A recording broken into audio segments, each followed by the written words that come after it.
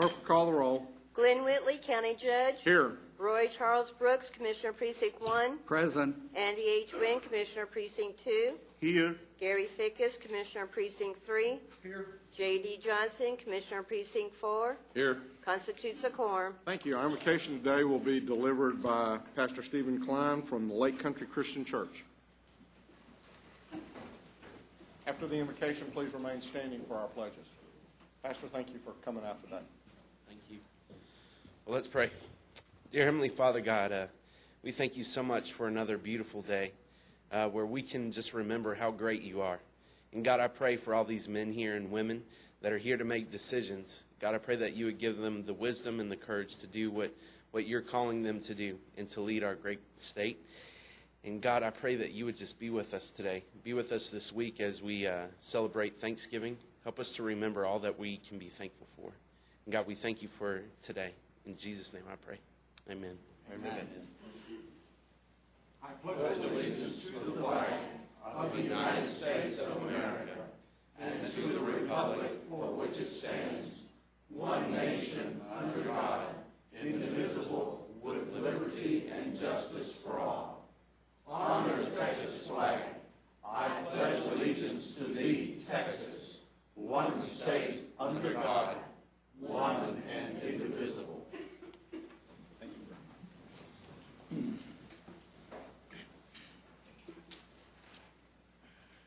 Mr. Manius, agenda announcements? Thank you, Your Honor. Members of the Court, we have three announcements relating to the agenda this morning. Yeah, I did. Go right ahead. I got business to take care of. Mr. Beecham isn't here today. That's a shame. Yeah, that's what It just breaks my heart. I talked to him the other day. He said he'd come next time. Well, I was going to even, 2 in a row. I was going to. Actually, they've won 3. In a row? Yes, sir.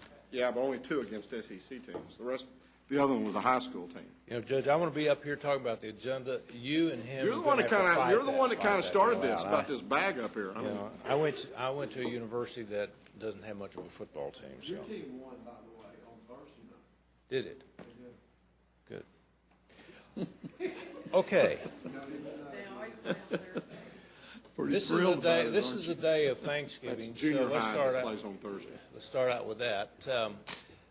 We have this afternoon, or at noontime, we're going to have our Thanksgiving luncheon here, and hopefully that will start at about 12 o'clock, right after we get out of closed.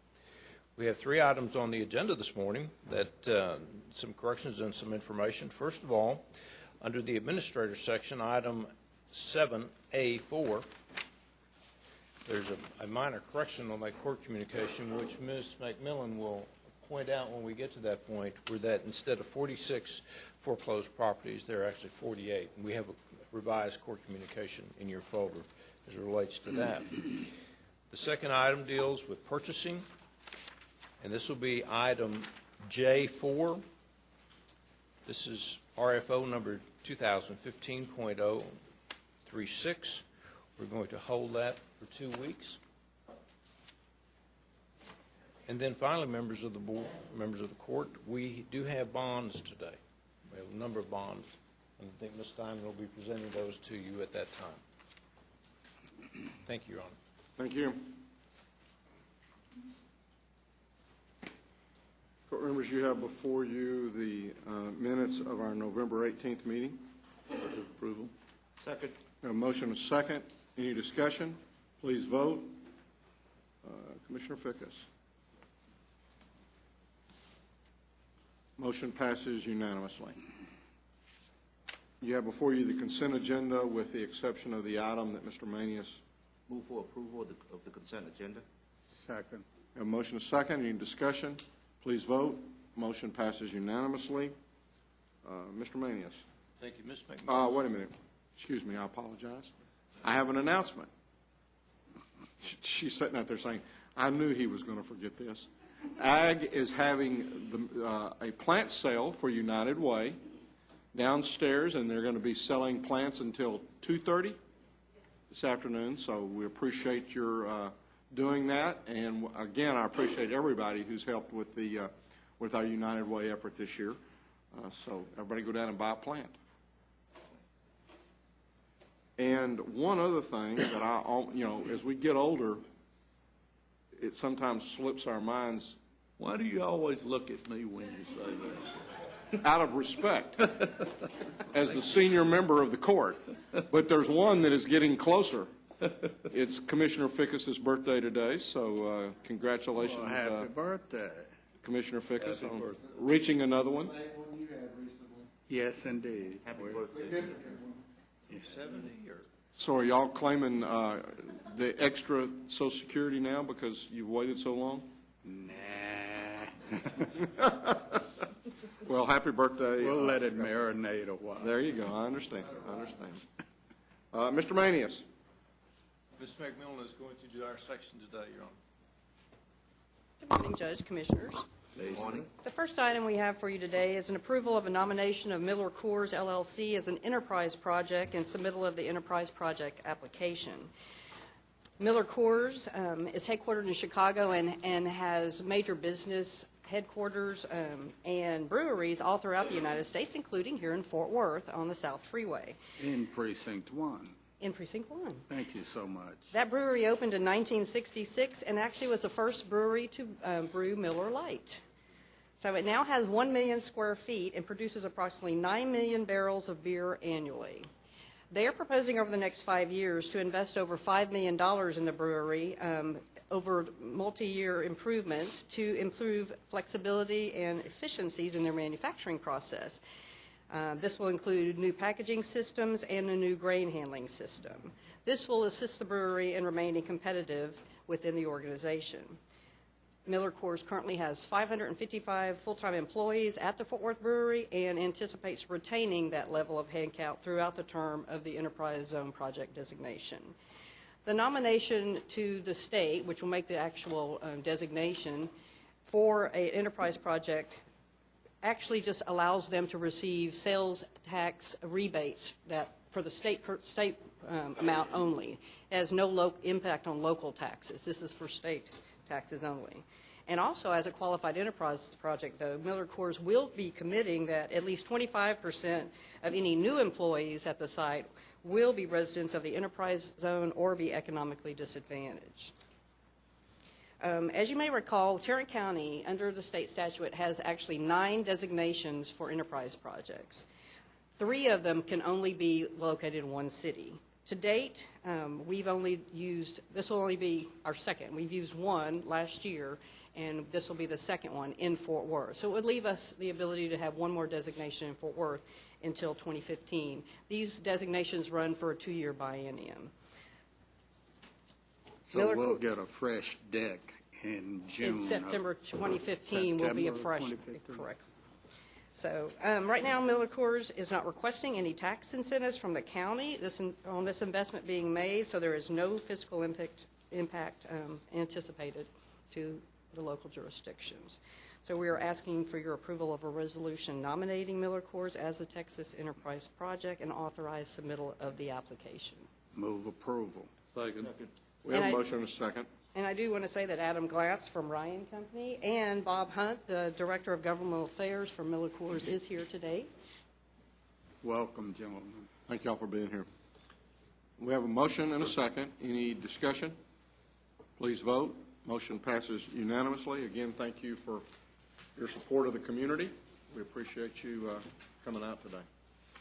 And Miller Coors has been a good corporate citizen. Very much so. We don't mind doing this at all. The next item we have for you today is the approval of the issuance of Series 2014 Retirement Facility Revenue Bonds by the Tarrant County Cultural Education Facilities Finance Corporation for Trinity Terrace in an amount not to exceed $130 million. These bonds will be used to fund the construction of a new 120-bed tower adjacent to the current facility in Fort Worth and to refinance 2011 bonds that were issued by the Cultural Facilities Finance Corporation. Trinity Terrace is a part of the Pacific Retirement family of affiliates, and in your packet there were some renderings of the new facility tower. It's going to be a really nice addition to the downtown area. Included, all of the notices have been made, and Cumberland Rest, which does business as Trinity Terrace, has provided a letter noting that there are no known restrictions or limitations to the use of the facilities, and they are contented to the intent and spirit of the county's historically underutilized business policy. We ask that the Commissioners Court approve the resolution providing approval of the issuance of these retirement facility revenue bonds. Move approval. Second. We have a motion to second. How old do you have to be to move in this thing? 65. No. Probably 60. Go right ahead. Okay, they're going to build a 120-bed house, right? Correct. And is there something else, what else will they be building? Are they remodeling anything existing? She said something about a refinancing of existing. Correct. debt. Randy Dean, the bond counsel for the Cultural Facilities Finance Corporation is here, and I'll let him kind of speak a little bit more about that. Welcome. Randy. Yes, sir. Good morning, Rick. Okay, I've seen a number, 325,000 square feet. Is that the total project? Yes, sir, it is. And there's two existing towers, and this is an additional new tower, a third tower, referred to as the Riverview Tower, that's going to be constructed from the ground up. And the total capacity, 120 beds with accompanying facilities, eating facilities and so forth. So you got a 120-bed tower. And is that 325,000 square feet? I believe that may be the room, each of the room facilities, or if you put the rooms together, 325 total. What are you going to spend $130 million for, is what I'm trying to understand. Yes, sir. And 2 years ago, actually 3 years ago in 2011, this issuer issued bonds to construct a complete renovation. And at Trinity Terrace, they added a healthcare facility, they added a swimming facility, and some recreational areas to renovate the facility. And part of these funds will be used to refinance that issue back in 2011 and bring it forward to 2014, in addition to the construction of the new tower. Okay, but the total project, when it's all said and done, you built your 120 beds, 325,000 feet? Is that correct? Of the living space, that's correct. Well, of the project, but you're spending money on, or somebody spent money on. Yes, sir. Trinity Terrace is the borrower. Okay. That's $400 a square foot. Yeah, but in a lot, okay, now I'm getting confused because the total issue, you're saying about 90 million of that 130, or 90 to 95 million of that is refinancing existing. Yes, sir. It was So used to, it's only about 47 that is for the 325,000 square foot building.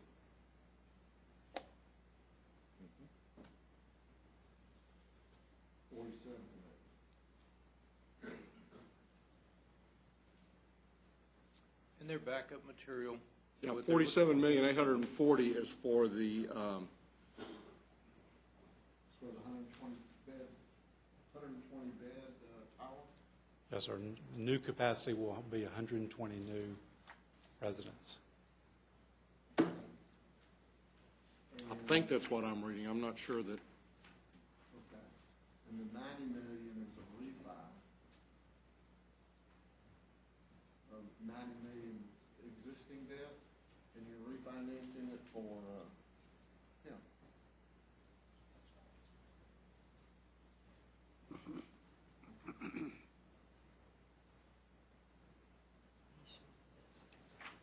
You're refinancing the existing debt. Is it because the interest rate's too high, or?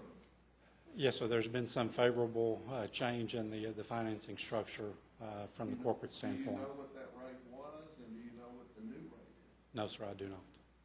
I don't have that information. It's within the packet, and that's the negotiations between the borrower and the lenders. Understand that the health facilities is simply the avenue to achieve these issuance of the bonds.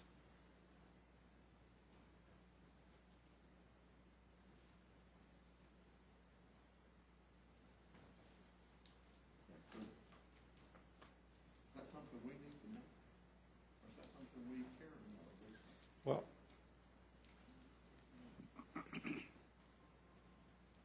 We've received some criticism the last few years on these type of loans. yes, sir.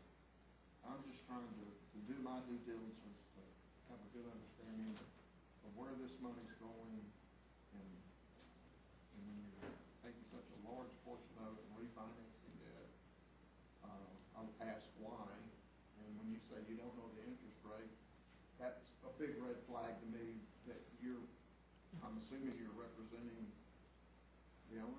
I'm issuer counsel for the Cultural Education Facilities Finance. I am not bond counsel. Bond counsel represents the lenders and, in this case, the borrower. They handle all the financial transactions on that level. Then they come to our board with requests to have these bond issues according to statute. And our board has no capacity to do the due diligence to look at the underlying financing, to look at the underlying issue. But I can tell you there's an entire team of financiers, bankers, attorneys, and so forth that handle these underlying transactions. Mark, thank you. Well, this transaction takes up 4 or 5 boxes of documents to review, and if the commissioners ever would like to have bond counsel here to explain some of those details between the lender and the borrower, we can certainly make that arrangement. Again, we've received a lot of criticism in the past over this kind of loan, and I just want to be sure that we're not stepping off into something that could cause not necessarily us, but the people who actually go out and buy these bonds. And then they see where it says Tarrant County, and they don't understand. They think that we're, sophisticated investors, because I hear from them all the time, that, well, we thought these were backed by the county. Well, on the face of every issue is that Tarrant County, either the credit or the assets of Tarrant County are pledged to support these bonds, because Tarrant County does not have a stake in the outcome in any shape, form, or fashion. This is a private transaction. My constituents who invest in them don't always recognize that. And so, and I can't be their protector for every investment they make, but I need to at least ask some questions. Okay. Commissioner, I understand your concern, and I have a lot greater concern when these bonds are in other communities and they're not facilities that we know and are integral to the community in which we live. We know Trinity Terrace, and we know the job that they do in this community. So I've got a lot less concern about this transaction than I have about some of the others. And I do want to point out that if you look in the back of your packet, if you want additional information on what the facility is going to look like, how that breakdown of the rooms is, that is included in the backup PowerPoint presentation that the Trinity Terrace construction people did. So it provides you with a lot more information that we normally don't get from other requests on this type of thing. I don't have any other questions. Okay, we have a motion and a second. Is there any other discussion? Please vote. Motion passes unanimously. Thank you.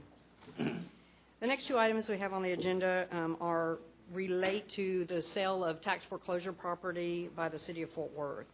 The first one is the request for the consent to the sale of 2 properties, one on 2317 Dillard Street for $2,000 and the other at 1612 Burdell Street for $3,000.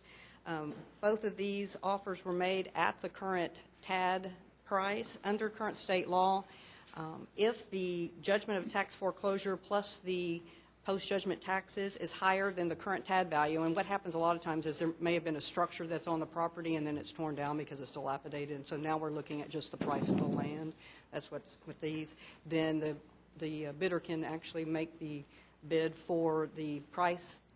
The sales price can be the TAD value, and that wipes away the liens for the taxes and the post-judgment taxes. So these 2 properties right here fall under that category, and City of Fort Worth has requested that the county give us approval to the sale of the properties at the prices noted. Move approval.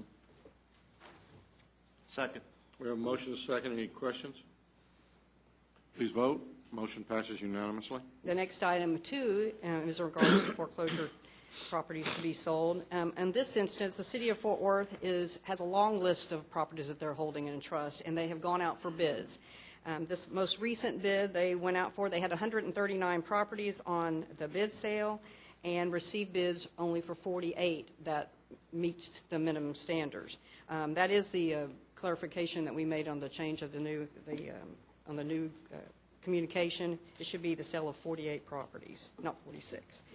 So they are asking that we approve the sale of these properties so that they may be returned to the tax rolls. Move approval. Second. We have a motion and a second. I guess, so now let's talk about the other, I guess, 91. What they're typically doing is, when they initially put the properties on the tax bid sale, they put them on at 90% of the constable deed or the TAD value. What we've been doing is, if they don't sell, then they have requested that they drop the price down by 10% each time. Some of these properties are small, some of them are landlocked, and it gets to the point where nobody really wants to purchase them. Well, and it's my understanding that they have to put it on there. They can't sell it for less than either that TAD value or the value of the taxes owed. Well, not even the value of the taxes owed if it's below what is deemed to be the fair market value, which is the TAD value at the time of foreclosure. Right. Now, they set a minimum bid, and like I said, right now, the minimum bid is 90% of the value. City of Fort Worth is looking to create a policy where they will actually work with us where they'll go down. So when a property doesn't sell, the next time they put it on there, it drops down. We can do that. They can do that, and just as long as we approve get it. approval Yes. from all the other taxing entities. Correct. But it has to be all the taxing entities. Correct. So if one taxing entity says no, then the sale can't go through. And so can we just,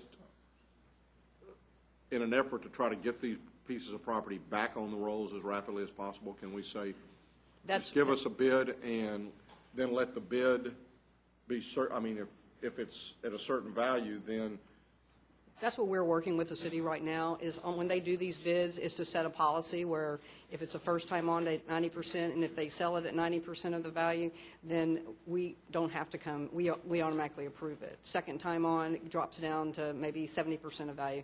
We're looking at a policy that we're going to bring to the Commissioners Court to where we don't have to come back and do this each time, that we approve them when they go out for bid, sealed bid, that's what will happen, so that we don't have to bring a whole list like this back each well, time. and I hope we could figure out something that would allow us to stop this having to do it 4 or 5 times before we finally ultimately get a bid, and instead just say, give us a bid, and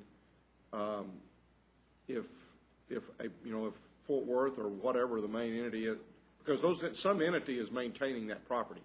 In most instances, it's Fort Worth. It's the city of Fort Worth, and that's Well, one of it the is, reasons. but there are some other properties in Correct. Tarrant County that are not the city of Fort Worth. And they have to mow them, they have to board them up when needed, so it's a cost. So my question is I'd like to get to the point to where if we can do this legally, we just say, take a bid for it, as long as the city says, okay, we're okay with this, circulate it to all the taxing entities within and just ask them to, pass the ability to take that bid and not have to go through 5 times before we get down to one that may only sell for 40% of the fair market value. Because each one of these, it's taken 90 to, if we're lucky, it's only taking 90 to 180 days. Correct. And, as with those other properties, some of these properties have been around, those first 2 properties, they had back taxes owed since the 80s. So these properties have been off the tax rolls for a long time. And so all that time, we've been paying, or there's maintenance been accruing on this and all of that. So I would like for us to look at the ability of saying, we're going to take whatever, we're going to at least look at whatever bid is made, and if we can legally take that, and the city of Fort Worth or whoever the entity is that's holding that, says, then I'd just like to have it one time and not have to go through this. Okay, we're going to try it 90, then we're going to try it 80, then we're going to try it 70, and then we're going to, and it just kind of is an ongoing deal. Is that policy or is that state law? No, the state law just requires that you have to have a bid process, and the policy is what they put the minimum bid on is a policy issue. So that's what we're working on, but I will take your I think the your first time comments it goes back. to foreclosure, if nobody bids on it, then it goes into this never land. Or if they don't bid high enough to get above this fair market value, then it goes into kind of never land, and it's scrapped off the rolls. And for most instances, the city of Fort Worth takes it. Out in Northeast, I think it may be a school district may have some of them, or you may have a couple of other cities. I don't know if Arlington takes it or not, but it's because there is maintenance involved with that stuff. Well, we'll continue to work with the city to get that policy. And I would like a will- more aggressive policy, I Okay. guess is what I'm saying. And I will let them know that. And I don't know, I mean, that's me. I don't know if the rest of the court members feel that way or not, but most of these properties, I think, have been off the tax rolls for For a while. probably 10-plus years. Would they not have to also go to the other taxing entities like the ISD to do the same thing? I mean, I hear what you're saying, but I just think that if we could say, okay, we're gonna accept this bid subject to the other taxing entities approving it within, and then we all agree that we'll put it on our agendas and we'll get it done within a 30 or a 60-day period. And I know that's not a problem for us. It could be, conceivably, it could be a problem for Water District, TCC, some of the entities that don't meet quite as frequently, but we ought to be able to get that done and get it back on the tax rolls. Also, nothing is said in here about mineral rights. Under state law, once the foreclosure property, we cannot keep mineral rights. So if there were mineral rights still attached to that foreclosure property, when it is sold, they have to go with it. Okay. I think that was several times tried to change that, and it didn't get done. Well, is there any way we can offer the mineral rights for sale independent of the property? We can't segregate them under law, state law. Is there a motion on this? Yes, there is, and a second. So, any other questions or? Thank you. You bet. Motion passes unanimously.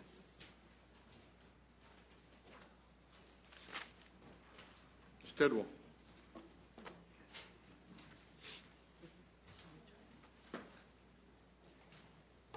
We have one item we're asking the court to consider this morning, and that is to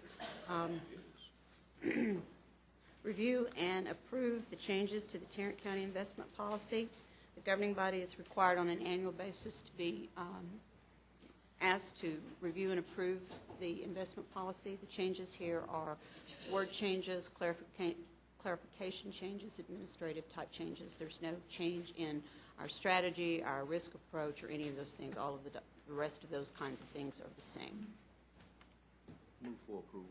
Second. We have a motion and a second. Any discussion? Please vote. Motion passes unanimously. Mr. Rack. Hi there. We have two items on the agenda, both regarding the medical examiner district agreement. The first one is between Tarrant County and Johnson County with regard to their funding of the medical examiner district. Second. We have a motion and a second. Any discussion? Please vote. Motion passes unanimously. Second item is same agreement, actually same agreement as last year with Parker County, with Tarrant County and Parker County for the same. We have a motion and a second. Any discussion? Please vote. Motion passes unanimously. We are hopeful. Denton County had some snafu getting on the agenda, and I know we don't have very many meetings left, so we're hopeful of getting that in, but we'll just have to see. In the past, what we've done with these agreements is we used to send them out after we approved them already, and then sometimes they would never come back. Sometimes they would be lost. Sometimes they would send theirs back without our signatures on them, even though we had signed them. So the rule has become we send them out and we don't sign them. And so it has worked better, but with Denton, they haven't gotten to it. It's not that's not the problem. It's just they had a problem. Okay. Okay. Ms. Glenn.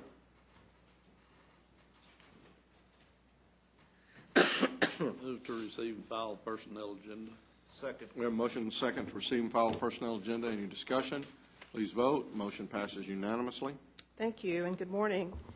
We have two additional items. If we could take item 3 first. Item 3, we're asking the court to approve a waiver of terminal benefits for County Criminal Court Number 2.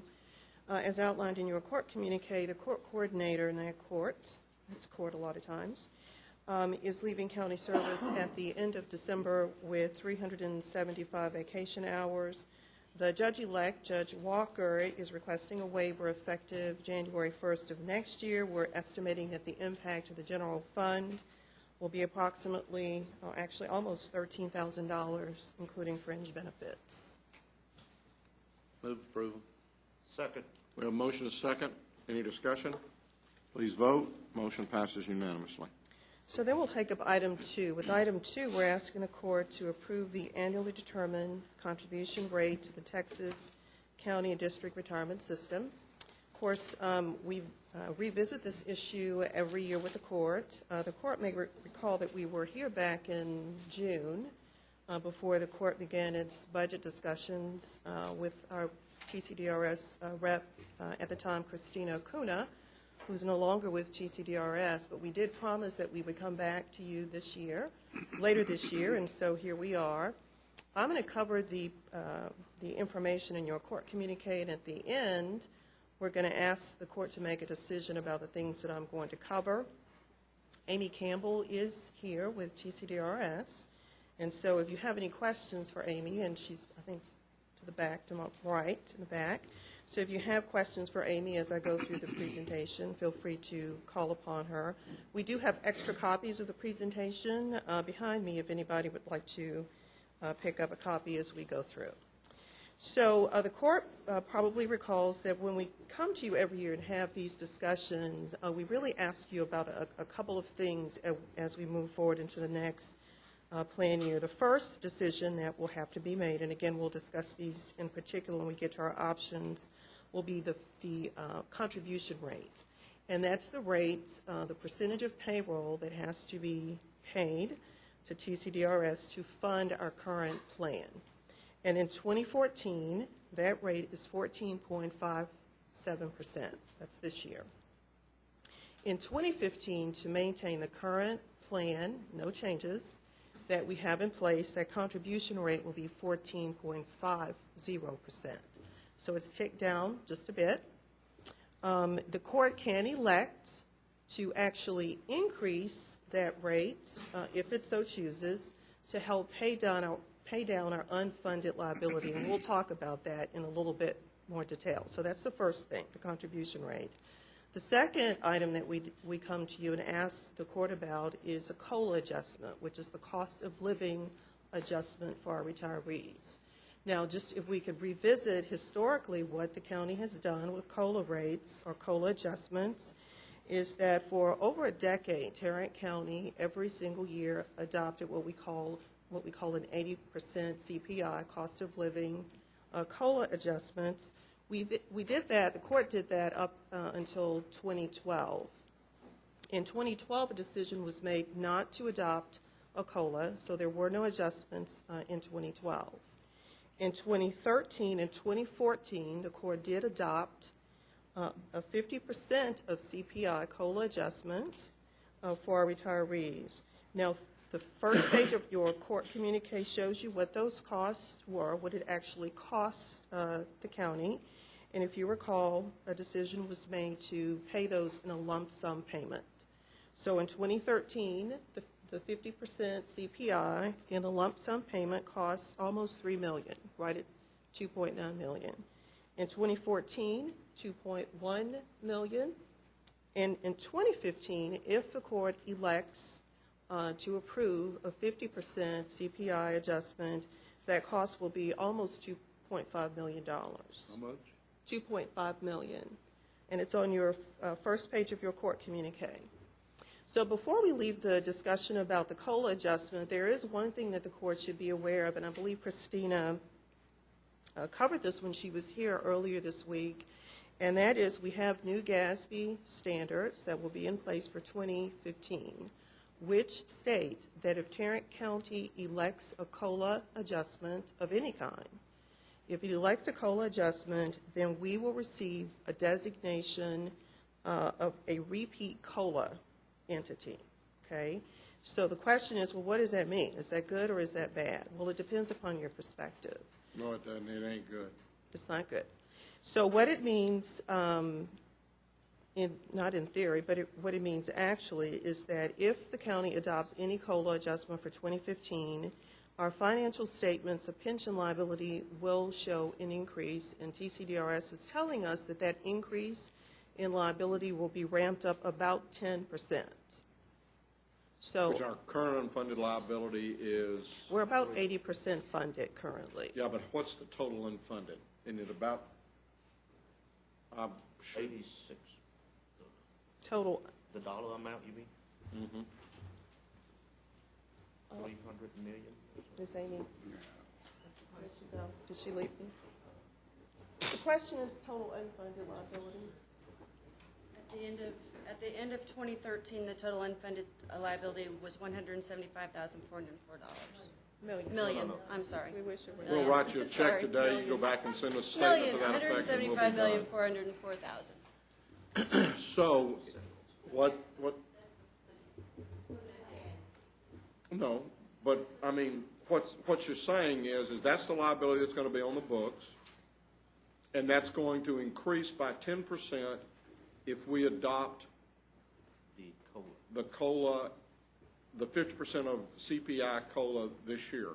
And that's because they're assuming that if we adopt it this year, we're gonna always adopt it. Correct. And we're arguing, let's say, or discussing, might be a nicer word, but we're arguing because of the fact that we have adopted this in the past, but we fully funded it based upon TCDRS's calculations, and they're not treating us as though we are doing that in a fully funded basis. And so the argument is not that, okay, we're going to consistently say that you're going to adopt the COLA. The argument is you're forcing us to assume that forever we're going to adopt the COLA, and you're also assuming that we're not paying for it, which we are doing. And that's the rub right now. So I don't know that there's going to be success, but I certainly know that if we do it this year, we're not going to. It's immediately going to add about $17 to $18 million to our unfunded liability for our books. That's not going to affect anything. Amy will tell you in a minute. It ain't going to affect anything with regards to our payments or our liability for TCDRS, but on our financial statements, our unfunded liability, which we've been trying to pay down, Right. is going to jump $17.5 million. This year's CPI is less than 2%. 1.67. So, we might consider not increasing the 50% of COLA this year, seeing if we can make any headway with GASB, and I don't want to make you think that there's much hope of that happening. And because there's not much hope of that happening, I am reluctant to let GASB determine our retirement policy. I don't know what their interest would be in keeping us from adopting a COLA, but it seems to me that that's the effect of their edict, and I refuse to let them do that to our employees. So again, the COLA discussion is one that we have every year, and of course, it's just gotten more complicated in 2015. So the last component before we talk about the options is what the judge made reference to, and that is the county's attempts in the last few years to actually pay down our unfunded liability.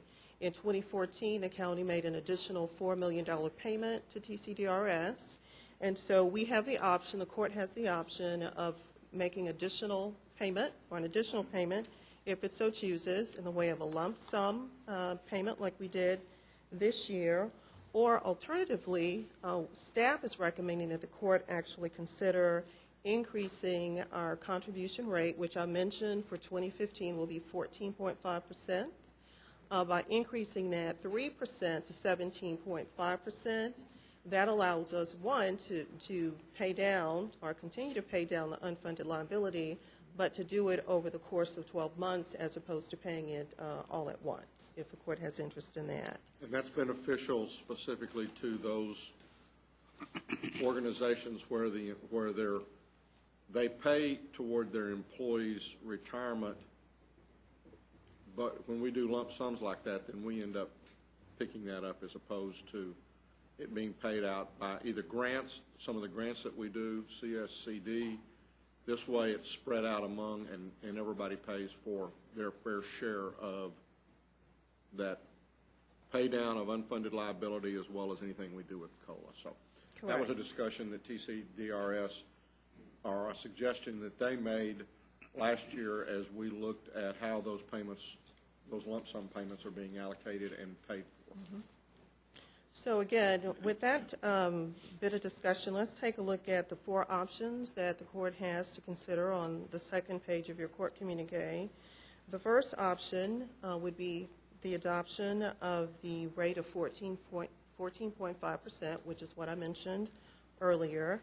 Option 1 would mean no retiree COLA and no pay down of the unfunded liability. What option 1 tells us is that we're just going to pay the 14.5% that's required, no retiree COLA, no additional attempt to address our unfunded liability. Option 2 would be, with the current plan, to elect a higher rate rather than the 14.5%, 17.5%, with no COLA for the retiree, with no adjustment for the retiree. What that accomplishes, as mentioned, is just the pay down, and not just, that's not a small thing, but the paying down of our unfunded liability by approximately $8 million. So if we were to elect option 2, that's what we would receive in return.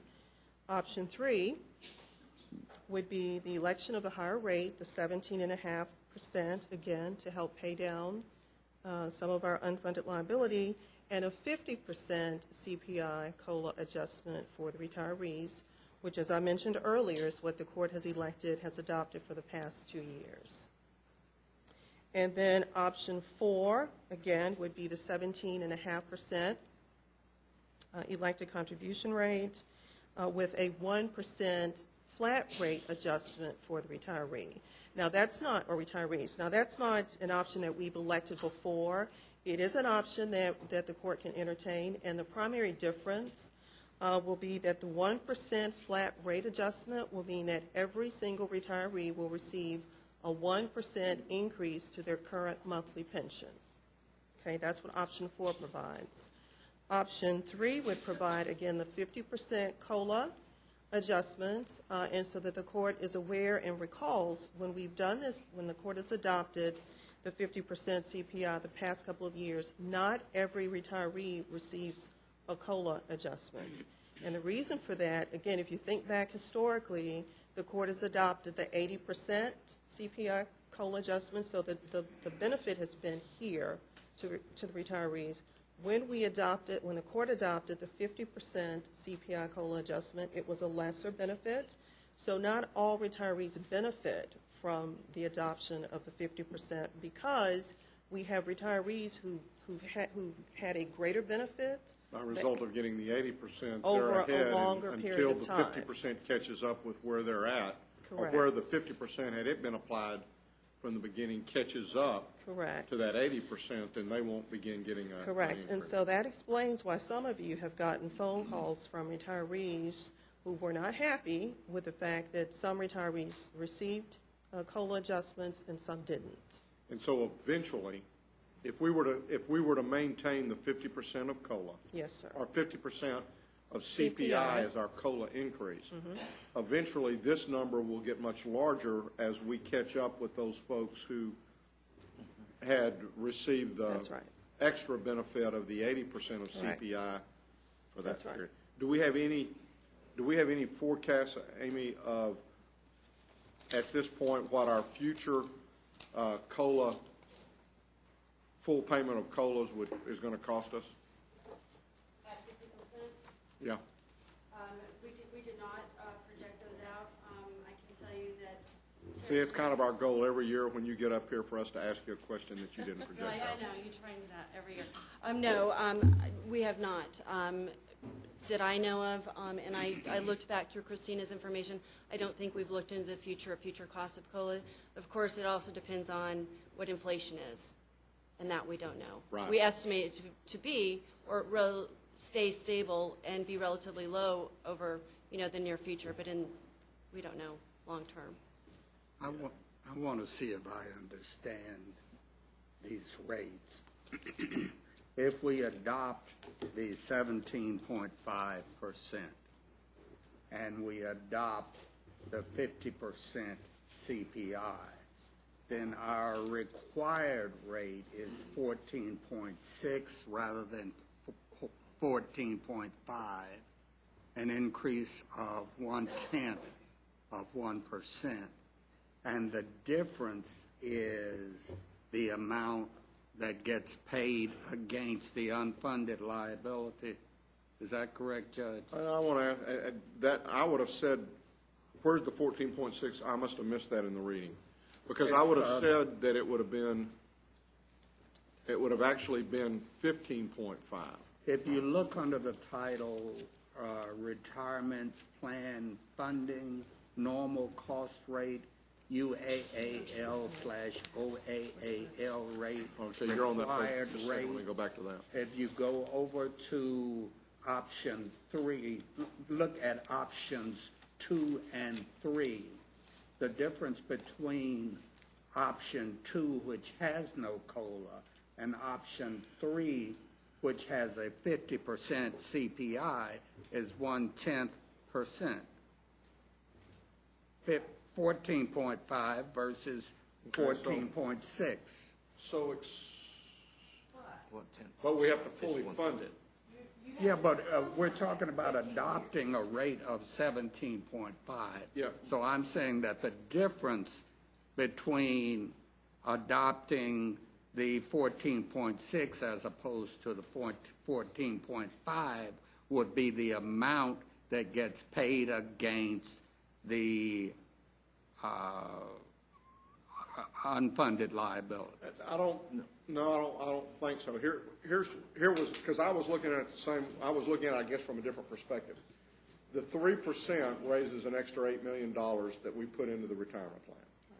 Mm-hmm. If the 3% represents, that's about 2.6 million per 1%.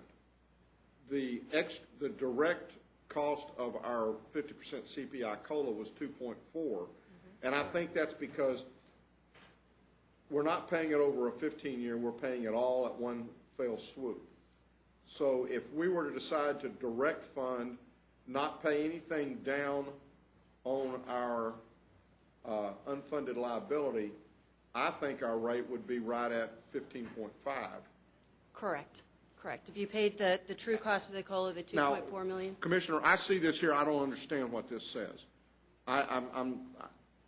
So I'm not sure exactly how that required rate fits in with the discussion. And I'm just trying to figure no, out where I we agree. are. It would seem to me like that should have been 15.5, or a little bit less than 15. Are you looking at the chart that we're talking about? I'm not sure which chart you're looking at. No, I'm not sure. Okay, I think what you're looking at, it's going to add 0.1% for 15 years, and you Compound it. compound that Compound with every it. other That's right. decision that future courts make. And that's saying that's a minimum amount you have to pay today if you do nothing else. So that's simply saying this TCDRS is telling us what the minimum is. Right. We have opted in all of our COLA adjustments to pay 100% up front. And so that 14.6 would not accomplish our goal of paying the full amount up front as opposed to spreading. That represents spreading it over 15 years. Correct. For any benefit increase, we have a 15-year closed amortization period. So that does take into consideration if you were only to pay the required rate, that benefit increase is funded over the 15 years. So what they have not shown us is what we have historically done in the past and the consequences of that.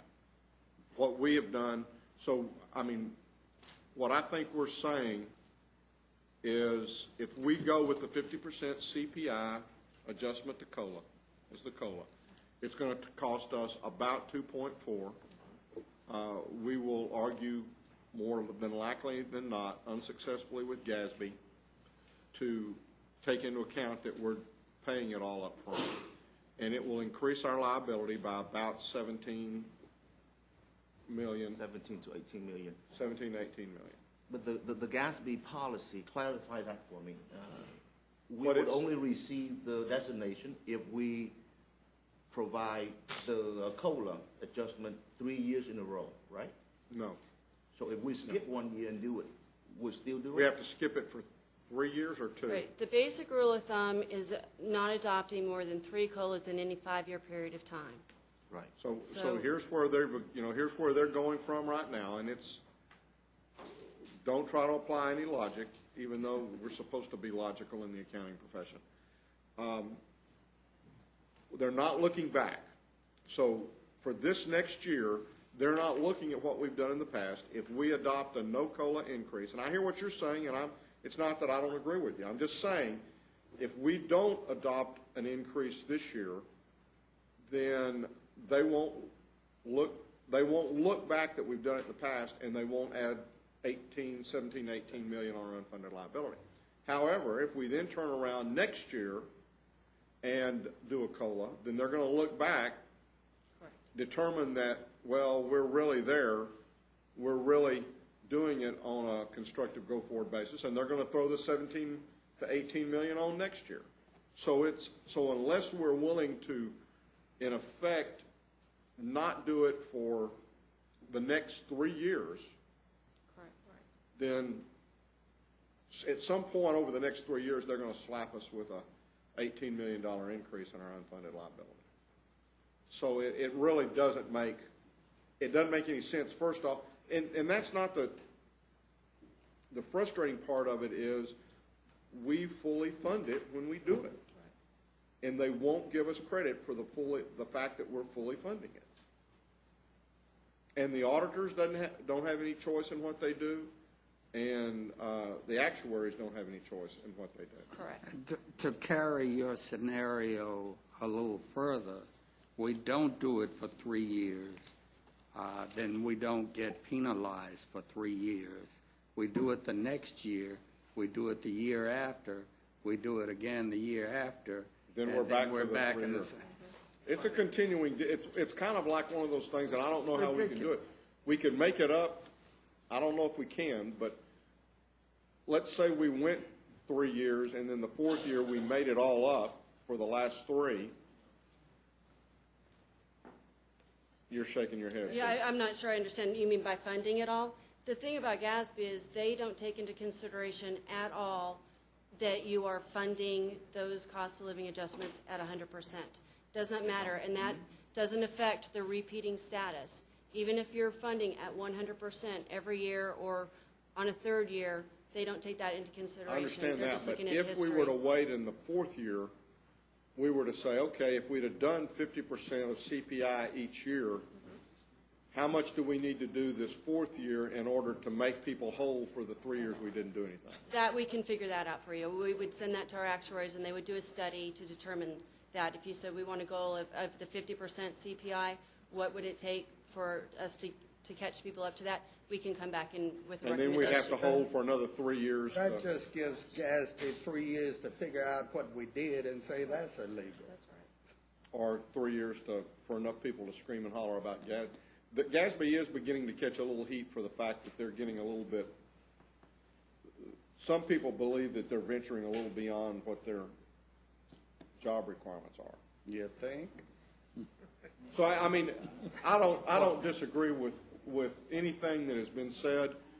I'm not, just from a technical, I mean, I'm very frustrated at what we're being required to do based on what we are doing.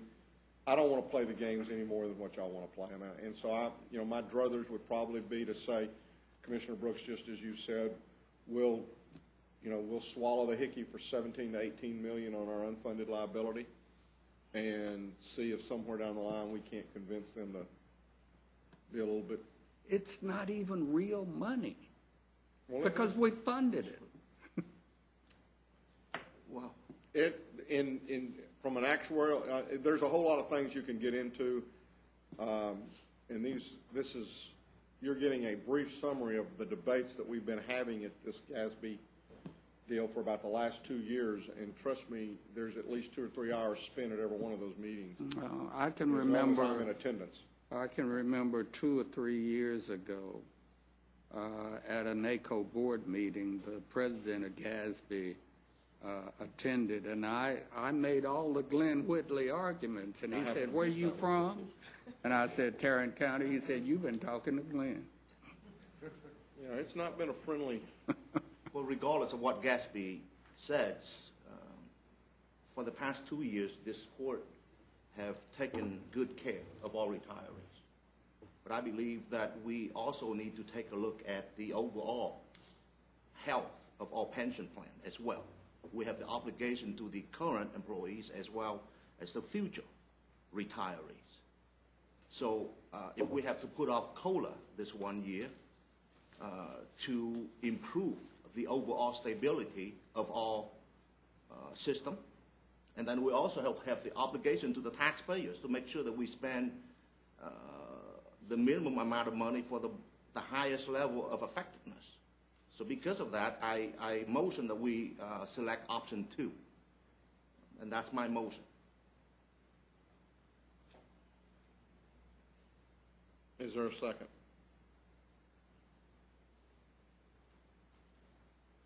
Okay. I will try a substitute motion, and I would move that we select option 3. And the reason is that all of this GASB requirements has nothing to do with the health of our pension plan. It's got nothing to do with the stability of our plan as regards to past, present, or future employees. It is a CPA welfare bill. I'm not going to second the comments, but I'll second the motion. You had me up until that last sentence there. You kind of lost me at that last. That's all right. That's an editorial comment. I understand.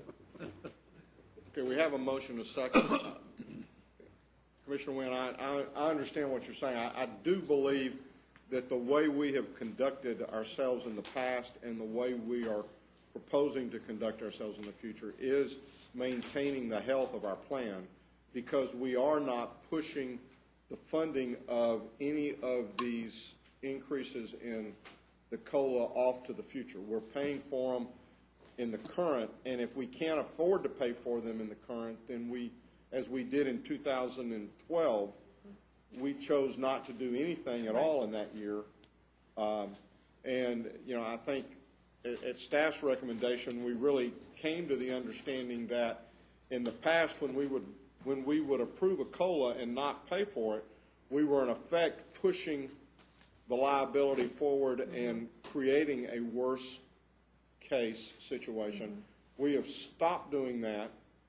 We are paying it directly. We are at the same time continuing what I think we've done for the last at least 2-3 years, where we're making additional contributions each year. So I do feel like we're doing that, and we're doing all of that in terms of not having to increase any of the taxes to do this, because of the way our plan and the way we look at the overall county perspective. So I'm concerned that because of an accounting pronouncement, our liability is going to look worse than and our plan is going to look less funded than what we're actually doing. But again, there are many people arguing with us on that. I still think our plan and the way we've conducted that is going to look better than a lot of folks.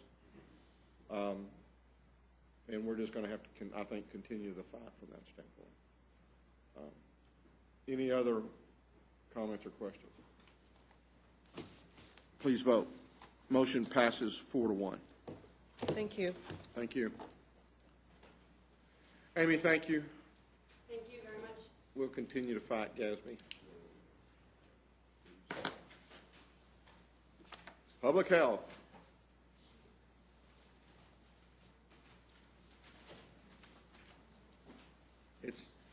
It's nice not to see Benny. Good morning. Good morning. He's trying to get his family moved down here. Good for that. Yes. Good for him. It's especially glad to not see Benny then. That's right. That's right. They're making progress. They're driving as we speak. Well, Public Health is requesting your approval for an authorized license agreement with the Partnership for Healthy Aging. And keeping with the theme that we heard earlier today, this is to support our Matter of Balance program, which is the fall prevention program that is funded through the DSRIP money. It's an 1115 waiver. Yes, sir. project. Move approval. Second. We have a motion and a second. Any discussion? Please vote. Motion passes unanimously. Thank you. Thank you. I'm so disappointed that Jack isn't here today. I'm so disappointed I couldn't make it. But, you know, I will have to put the hat up there. He's, you know, after going years without a win in the SEC, they won 2 in a row. Well, he really missed you last week, Judge. Yeah, I'm really sure he did. I was just heartbroken at the fact that I had to miss, but it was planned several weeks in advance of that. But I was very happy come Saturday night that I had something to do on Tuesday other than be in this court. I think you ought to wear the hat. I'm not wearing the hat, and I'm not wearing the sack either, even though I've still got both of them. Go ahead. Okay, well, we have 2 items for your consideration this morning. The first is RFP number 2014-171. This is the proposal for disaster debris removal, reduction, disposal, and other emergency debris-related services. We're asking that the award be based on a per-unit price to the primary, secondary, and the alternate vendors listed on your court communique. Move approval. Second. We have a motion and a second. Any discussion? Please vote. Motion passes unanimously. Our second item is bid number 2015-013. This is for the purchase of shelving and storage for the Tarrant County Civil Courts building. We're recommending the award to Business Interiors by Staples in the amount of $289,153.66. Move for approval. Second. We have a motion and a second. Any discussion? Please vote. Motion passes unanimously. Thank you. Thank you. Ray, that's been approved. Move approval of item L1, A, and B in the interlocal agreement with City of Fort Worth. Second. We have a motion and a second. Any discussion? Please vote. Motion passes unanimously. Are there any appointments? I would like to appoint Steve Townsend to the Stockyards. Is it just called Stockyards, Tiff? I'm asking somebody. I believe that's correct. Second. We have a motion and a second. Any discussion? Please vote. Motion passes unanimously. I have bonds for the following individuals. Tom Wilder for $100,000. Payable, yeah, well, no, here's the problem. Mary Louise Garcia for $500,000. It troubles me that we're not bonding him for as much as we're bonding other people for, knowing the state of his character.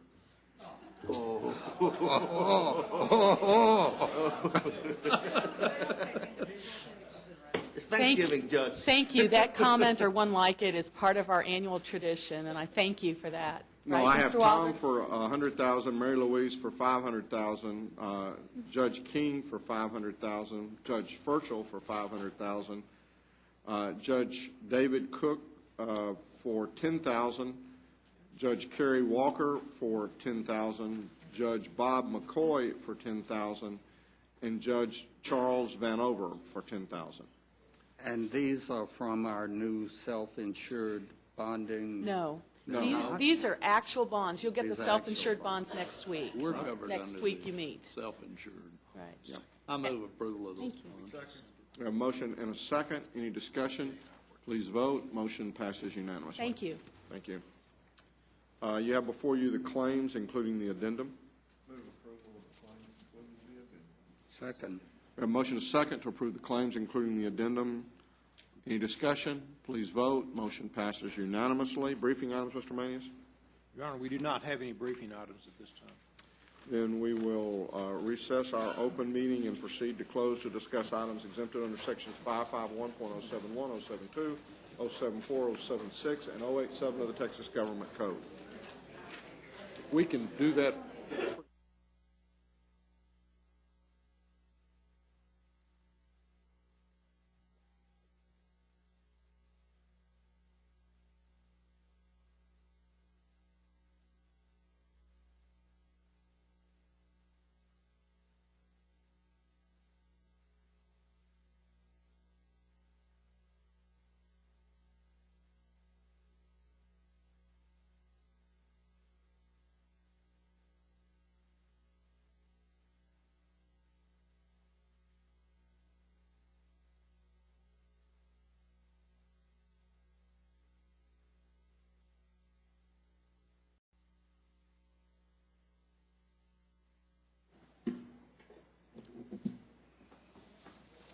Yep. Having returned from our closed session, we'll now address the following matters.